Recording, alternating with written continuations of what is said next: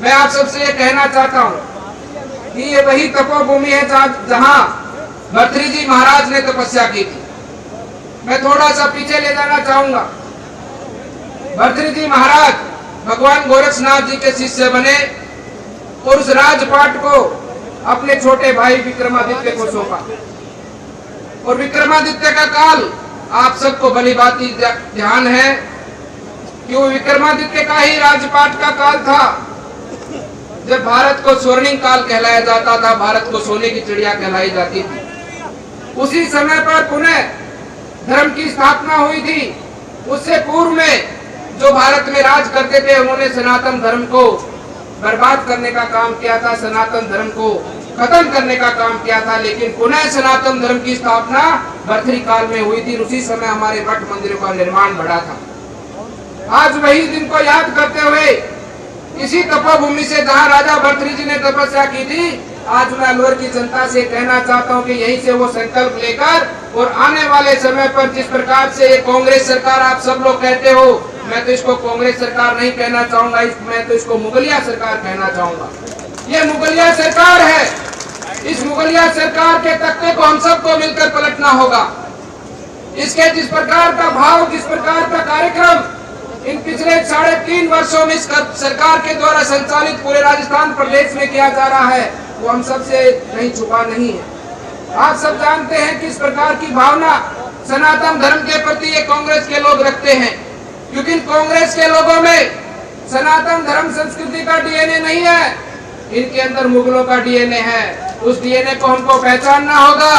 और आने वाले समय के अंदर जब राजस्थान की विधानसभा का चुनाव हो, उस चुनाव के अंदर इनका सारा हिसाब किताब हम सबको मिलकर पूरा करना होगा। इनको राजस्थान में जिस प्रकार से हमारे किसान भाई जानते हैं, अध्यक्ष जी पूर्व में अमेरिका से बीज आया था, गेहूं का बीज। उस गेहूं के बीज के साथ में खरपतवार का भी बीज आया था, जिसको कांग्रेस घास कहते हैं। जानते हैं ना किसान भाई कांग्रेस घास किसे कहते हैं? जानते हैं ना कांग्रेस घास किसे कहते हैं?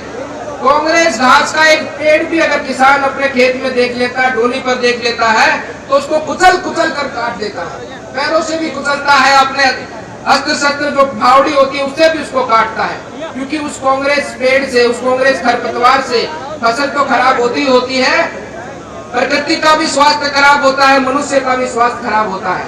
इसी बात से मैं आप सबको कहना चाहता हूँ कि जो वर्तमान में राजस्थान में कांग्रेस सरकार बैठी है, इसके अंदर भी मुगलों का डीएनए है। इस डीएनए को हम सबको मिलकर साफ करना होगा, तभी हमारी सनातन संस्कृति और तभी हमारा धर्म स्थापित हो पाएगा और तभी हमारे राजस्थान का विकास आगे बढ़ पाएगा।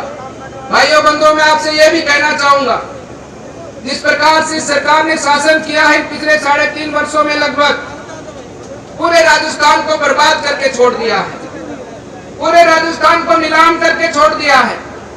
राजस्थान की पहचान थी, राजस्थान अतिथि देवो भव के लिए जाना जाता था। राजस्थान की मीठी वाणी, राजस्थान का मीठा सत्कार, दुनिया उसकी चर्चा करती थी, दुनिया उसका सम्मान करती थी। राजस्थान की वीरता का सम्मान करती थी, राजस्थान की संस्कृति का सम्मान करती थी। लेकिन इस वर्तमान सरकार ने अपने कार्यकलापों से पूरे राजस्थान को लज्जित करने का काम किया है, पूरे राजस्थान की संस्कृति को अपमानित करने का काम किया है। कोई घटना रेप की राजस्थान में होती है, लेकिन लज्जित पूरे राजस्थान का एक एक नागरिक होता है। उसको सुनना पड़ता है, समझना पड़ता है, देखना पड़ता है। लोगों की प्रतिक्रियाएं उसको सहन करनी पड़ती है कि जिस प्रकार की प्रतिक्रियाएं पूरे देश भर से राजस्थान के लिए की जाती हैं कि राजस्थान में जंगल राज है, राजस्थान में गुंडा राज है, राजस्थान में कुश्तीगढ़ की राजनीति को बढ़ावा मिलता है। इस प्रकार के अपमान की भावना हम सबको सहनी पड़ती है। प्रदेश अध्यक्ष जी और पूरी टीम, आप भी बाहर जाते होंगे, बाहर घूमते होंगे, देखते होंगे आज राजस्थान को किस नजर से देखा जाता है, आप सब लोग जानते हैं। हमें पुनः राजस्थान के उस वैभव को लौटाना है, इस मुगलिया सरकार को राजस्थान से बाहर निकालना है, क्योंकि राजस्थान की संस्कृति का जो भाव है, राजस्थान के प्रेम सौहार्द का जो भाव है, उसका पूरा देश सम्मान करता है। इस सरकार के क्रियाकलापों से हम सबको अपमानित होने का ये मौका मिला है। हम सबको उस अपमान का बदला आने वाले चुनाव में हम सबको उतारना है। मैं आप सबसे ये भी कहना चाहूंगा, ये जो राजस्थान सरकार है, जिस प्रकार के फतवे मुस्लिम की जो जिनकी मस्जिदें होती थी, उनसे जारी होते थे। हमने सुना है कि मुस्लिमों की मस्जिदों से फतवे जारी होते हैं, उन फतवों पर मुस्लिम समाज अमल करता है।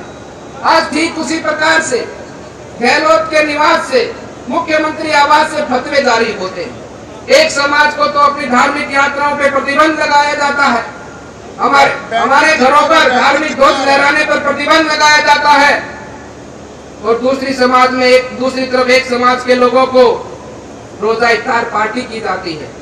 उनको वहां पर जनता की कमाई के पैसे से, इन्होंने अपने घर से पैसा नहीं लगाया। मैं तो अपने नेता प्रतिपक्ष हमारे राजेंद्र राठौड़ जी से कहना चाहूंगा कि आप विधानसभा में सवाल उठाइए कि रोजा इफ्तार पार्टी में से राजस्थान का कितना पैसा खर्च हुआ। राजस्थान की जनता के पैसे से उनको फल फ्रूट खिलाए जाते हैं, और उस पार्टी में भी ऐसे लोग आमंत्रित होते हैं जो दंगों के मुख्य आरोपी हैं। ये सब हम सबको समझना होगा। एक तरफ ये फतवा जारी करते कि जोधपुर में बिजली नहीं कटेगी, मुस्लिम समाज के जहाँ लोग ज्यादा रहते हैं, एक तरफ जो हिंदू समाज के लोग रहते हैं उनके मंदिर तोड़े जाते हैं, उनकी संस्कृति को अपमानित किया जाता है। आज राजगढ़ से भी हमारे पुजारी यहाँ पर पहुंचे हैं, उनकी मांग है कि हमारे शिव परिवार की सभी मूर्तियां वापस लौटाई जाए।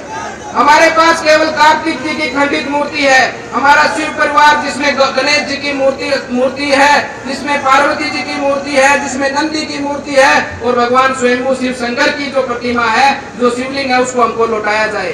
आज भी प्रशासन के पास में वो मूर्तियां नहीं है। कहाँ गई वो मूर्तियां? क्या आप चाहेंगे नहीं कि वो मूर्तियां हमारे को लौटाई जाए? चाहेंगे नहीं क्या? कहाँ गई वो मूर्तियां? कहाँ प्रशासन उनको लेकर गया है? आज तक वो मूर्तियां नहीं लौटी हैं। इसलिए मैं कहना चाहूंगा इस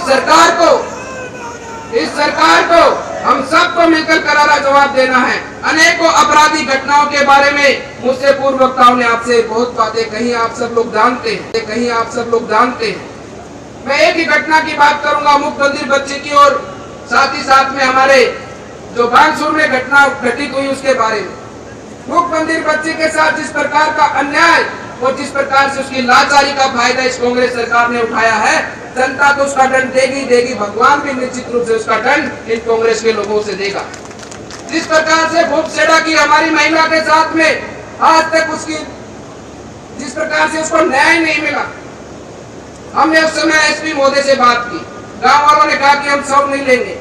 हमने बहुत समझाइश कर एसपी ने हमसे, कलेक्टर साहब ने हमसे 2 घंटे तक लगातार बात की।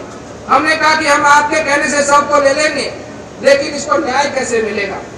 एसपी ने हमको कहा, अनेकों तरह के आश्वासन दिए कि हम जांच करेंगे, ये करेंगे, वो करेंगे। नहीं, मैंने कहा आपके जवाबदेही तय होनी चाहिए। जब तक आपके जवाबदेही तय नहीं होगी, तब तक आप इसकी जांच सही से नहीं करेंगे। हमने सबने मिलकर निर्णय किया कि आप 45 दिन में अगर इसको न्याय नहीं दे पाएंगे तो आप परिवार के सम्मुख जाकर परिवार से माफी मांगेंगे। आज मैं इस सभा से, यहाँ की एसपी मैडम से मैं बात करना चाहता हूँ, उनसे कहना चाहता हूँ कि 45 दिन तो छोड़ो, आज 3 महीने पूरे हो चुके हैं। आप उनके घर जाइए, उनसे माफी मांगे। ये राजस्थान सरकार उनसे माफी मांगे और कहे कि हम लाचार हैं, हमसे आज तक आपको हम न्याय नहीं दिला पाए। इनको माफी मांगनी चाहिए उनके पास में जाकर।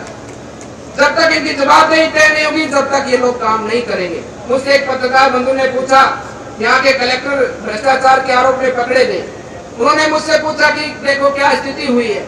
मैंने कहा ये स्थिति कलेक्टर तो केवल हाथ है, पैसा लेने का हाथ है, अधिकारी तो केवल हाथ है। इनकी मजबूरी है कि क्योंकि यहाँ के नेता उनको बाध्य करते हैं, उनको मजबूर करते हैं। जेबे तो यहाँ के कांग्रेस के नेताओं की भर्ती है, उनके ऊपर आप डाका डालो तो आपको खजाना मिलेगा। क्योंकि इन्होंने जिस प्रकार से शासन चलाया है, इन शासन के अंदर राजस्थान की खनिज संपदा को जिस प्रकार से लुटाया है, वो आप सब लोग जानते हैं। विधायकों को खुश करने के लिए सरकार को समर्थन प्राप्त होता रहे, इस भाव से विधायकों को जिस प्रकार से उन्हें पौने दाम पर राजस्थान की खनिज संपदा को उनको अलॉट किया गया है, जिस प्रकार से विधायकों का राज आज उनके विधानसभाओं में चलता है, जिस प्रकार की वसूली आज विधानसभाओं में विधायक खुले तौर पर करते हैं, वो सब बातें आपसे छुपी नहीं है। आपसे मैं ये कहना चाहूंगा, इस रैली के माध्यम से हम सबको एकजुट होकर आने वाले चुनाव के अंदर इस सरकार की जड़ों को उखाड़ना है और हम सबको एक धर्म स्थापित सरकार, एक राजस्थान की उन्नति को सोचने वाली सरकार और राजस्थान को आगे ले जाने वाली सरकार, जो क्रम राजस्थान का रहा था विकास के पथ का, उसको पुनः आगे बढ़ाना है। भाइयों बंधुओं, इन 3 सालों के अंदर राजस्थान बहुत पीछे जा चुका है।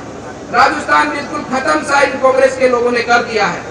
लेकिन हम सब कार्यकर्ताओं को मेहनत कर राजस्थान को फिर से आगे बढ़ाना है और हमारे यशस्वी माननीय प्रधानमंत्री जी के संकल्प के साथ जुड़कर जो उन्होंने एक विजन देश को दिया है कि आने वाले 25 वर्षों में हम सबको मिलकर भारत को एक आत्मनिर्भर भारत बनाना है, उस भाव से हम सबको मिलकर कड़ी मेहनत करनी है। मैं इस अवसर पर यह भी आपसे कहना चाहूंगा कि 75 वर्ष आजादी के हो चुके हैं। ये स्वर्णिम काल हम सब भारतवासियों का है। इस स्वर्णिम काल के अंदर हम सबको उन शहीदों के मुताबिक, उन शहीदों के सपनों के अनुसार, उन शहीदों के अनुसार जिस प्रकार से उन लोगों ने उस समय पर संघर्ष कर हमको आजादी दिलाई थी, आज हमारा मेहनत है, हमारी ताकत है कि उन शहीदों के सपनों को हम सब मिलकर साकार करें और माननीय प्रधानमंत्री जी के सपनों के अनुरूप, अपने सपनों के अनुरूप अपने भारत को आगे बढ़ाने का काम करें, जिसमें कांग्रेस सरकार की